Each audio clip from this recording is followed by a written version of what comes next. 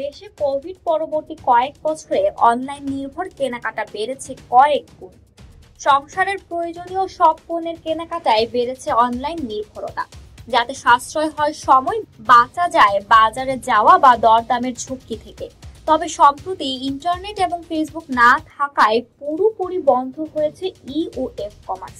এতে প্রতিদিন প্রায় 100 কোটি টাকার ক্ষতির মুখে পড়েছে সব ধরনের অনলাইন ব্যবসা।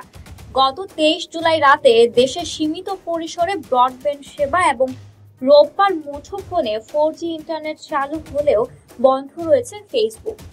এদিকে অনলাইন ভিত্তিক ই কমার্স ও এফ কমার্স খাতের ব্যবসার প্রচারণা ফেসবুক নির্ভর হওয়ায় বিপাকে পড়েছে দুই খাতের কয়েক লাখ উদ্যোক্তা।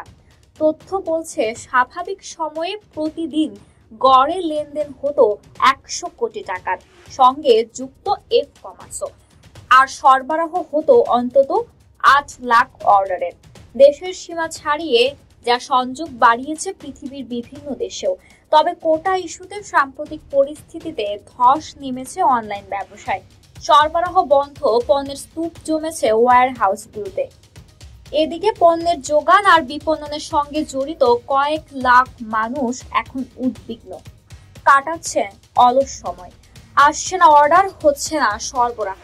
এতে চিন্তার ছাপ ব্যবসায়ীদের কপালেও, শঙ্কা লোকসানের।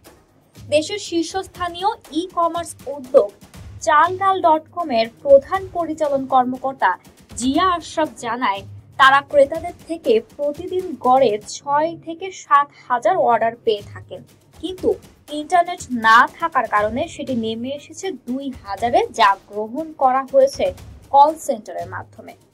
ফেসবুক পেজ ফ্যাশন নীলের উদ্যোক্তা জাহেরা চৌধুরী ও শাম্মী ইসলাম বলেন, আমরা ক্ষুদ্র ব্যবসায়ী, ফেসবুকেই পণ্য বিক্রি করি, কিন্তু এটি বন্ধ থাকার কারণে ব্যাপক ক্ষতির মুখে পড়েছি। আমি একা নই, আমার মতো অনেক উদ্যোক্তাই পড়েছে এই বিপদে। আমার এই কদিনে 5 লাখ টাকার বেশি ক্ষতি হয়ে গেছে। এখন যত দ্রুত সম্ভব দেশে ফেসবুক খুলে দিলে একটু ঘুরে দাঁড়ানোর চেষ্টা করব। ই ক্যাবের হিসেবে অনলাইন প্ল্যাটফর্মে ভর করে 2023 সালে ব্যবসা হয় প্রায় 45,000 কোটি টাকার।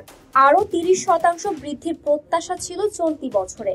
মধ্যপ্রাচ্যের থমথমে যুদ্ধাবস্থা খানিকটা বাধা তৈরি করেছে আন্তর্জাতিক বাণিজ্যে। অন্যদিকে চলমান পরিস্থিতিতে নতুন ব্যবসা প্রসারের পরিবর্তে ব্যবসা ধরে রাখাই কঠিন হচ্ছে বলে আশঙ্কা ব্যবসায়ীদের। শুধু ব্যবসা বাণিজ্যের ক্ষেত্রে যে প্রভাব পড়েছে তা নয়, এর প্রভাব তরুণ সমাজে আরো প্রকট আকারে পড়েছে।